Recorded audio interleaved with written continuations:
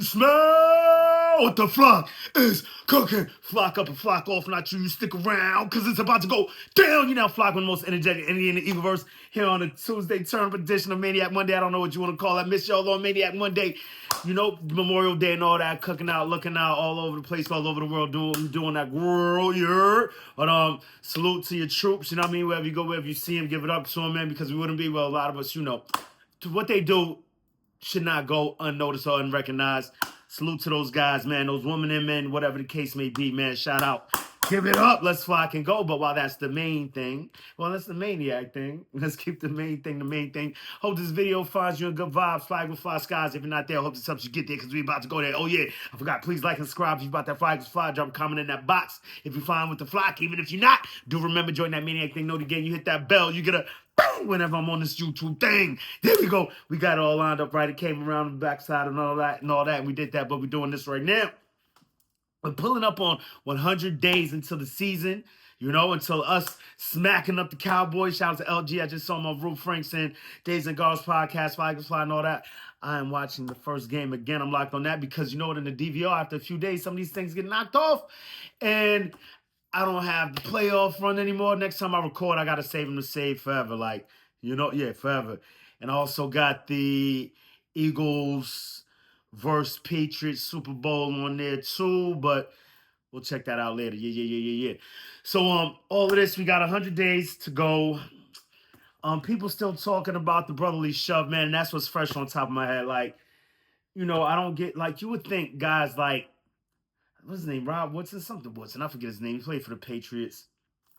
Is it Woodson? Whatever. He's the dude that's always with Tony Dungy on Sunday Night Football, Channel 4, NBC, and all that, right? So, you know, to hear these guys, defensive guys, talking crazy still about the brotherly shove, man, is like, this was 3 hours ago. I'm like, it's over. The rule is there. It's good, man. Just let it go, man. Next year, and I could understand where if you're talking about, you know, of rules are coming, what could come from this play, and everyone doing it, and we know the NFL doesn't like automatic plays, you know, sort of like how they got rid of the extra point, and, you know, people, you know, just accepting the ball, taking the touchback, you know, trying to get rid of that. So I get it if it becomes automatic. But right now, as it stands right now, it would be a banning of a play exclusively affecting one team, and that's my team. So, of course, I'm going to get a bit upset about it. However, and then, you know, of course, then whoever they had hosting the show, I don't believe Tony Dungy or the other dude, I can't forget it. I can't remember his fucking name. However, they weren't speaking to the fact that, you know, the defense can't push the ball. The host of the show, he was like, you know, and then if the defense can't push, you know, why should they be able to push? And it's like, yo, dude, really have to get rid of that narrative. That is a wrap. That is done. Like, it's proven. I've seen it in plays. I've seen it in thumbnails of guys arguing the play, and then the channel that they're speaking on is showing the play with defenders with their hands on the back of the defensive lineman. Linebackers with their hands on the back of the defensive lineman's backs, like really legitimately in their pushes, if you will. You know, like, and you don't see that on this side. I don't know why they call it that. It's really annoying. It gets on my nerve to no end of beat sneak, brotherly shove, something, man. Nothing, everything with that. The tush push. What are we doing here, man? And that's why they don't want it, but that's why they made it, because, you know, like, there are entities that in play that kind of generate these things and make people say it. But, you know, we're not going to get into that because then we're going to get into conspiracy theories and all that. We don't do that on this side, right? We keep it real, keep it a buck when it comes to our flock. Oh, and then that interception, Bob Reed Blankenship to start off just like, and he kept doing that over and over again. He's flocking amazing at those underneath INTs, bro. On that dive, bro, he secures that ball, pause. So, you know, when people are sitting here saying that, you know, the defense can't do it and da-da-da, it's like, come on, if you're going to use lies to prove your point, then really, dog, you really don't have a point. So push that to the side. If you keep it real, where they actually do have points, you know, and it has merit, and stick to those, then we're good to go. And I believe that's, I mean, and I'm beating a dead horse right now, I know, and like, it keeps getting said and said again. I believe I've spoken on this probably my last 3-4 videos, so I can understand it becoming redundant, but I got to get off my chest. This is what I come to this therapy for. If I don't say it here, I'm not going to say it anyway, and it's going to sit up in here and fester, and I'm going to get crazy, you know? And we don't want that. Everybody wants that. I love being crazy.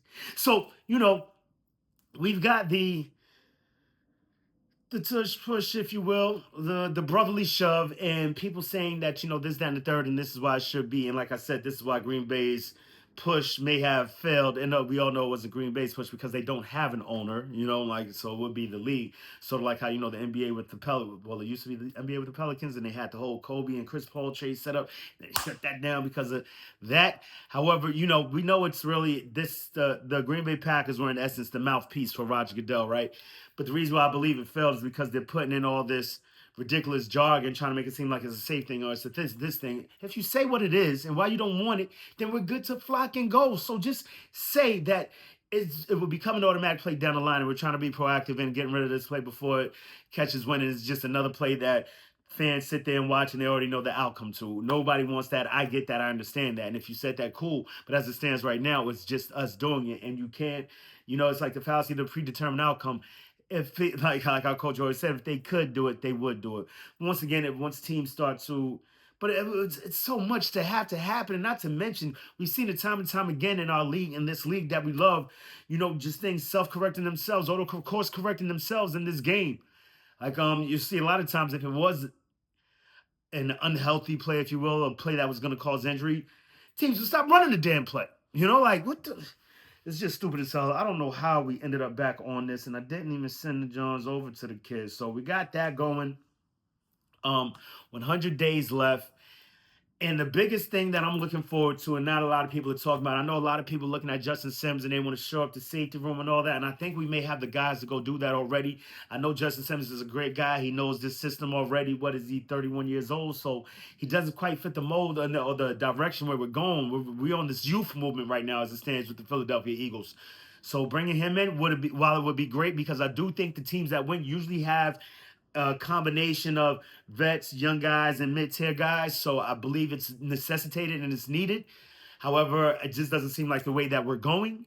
And I do believe we have some guys in there that are old enough vets that have been around for a while in the names and the veins of guys like Lane Johnson and other guys on the squad. So I don't know. I wouldn't be mad if he got here. It just doesn't seem like that's the thing. So the direction that I'm also going to, the way I'm looking at this in this offseason and this bowl season and this time of the year when we just, not to mention OTAs. I believe not really so much started today, but we're in the middle of OTAs and we're 100 days away. And the thing that is rising on my mind, the mind of this maniac, is this defensive end rotation. I really think we may have something here.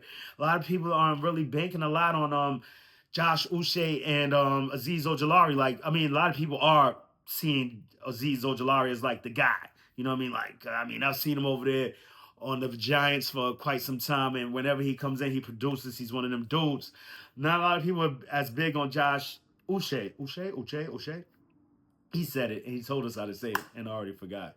Please forgive me. However, I see that this guy has parts, man. He has things, and not to mention, we're getting brought into an amazing coaching staff, a solidified coaching staff, a staff that has worked together before and knows how to maximize the potential of a lot of the guys that they go and snatch up. So when I see a Josh Uche, the last time he was productive, he was from one of those guys of that ilk, of that pedigree, in the veins of, in the lines of, in the name of Bill Belichick, So if we're talking about defensive GOATs, some people may refer to him as the GOAT, and he's along those lines of a Vic Fangio and the guys that we have over here on this defensive side of the ball as far as the coaches are concerned. So I think what we can do with these defensive end dudes could be crazy, not to mention a rotation, much like we've had whenever we've rose into the highest of the high in this NFL landscape, if you will. So I'm just super hyped, and I just wanted to hop on here to let y'all know about that. Think about that. Not to mention, and the kid that we picked up from Virginia Tech, 6th round, second in sacks last season, in the in NCAA's.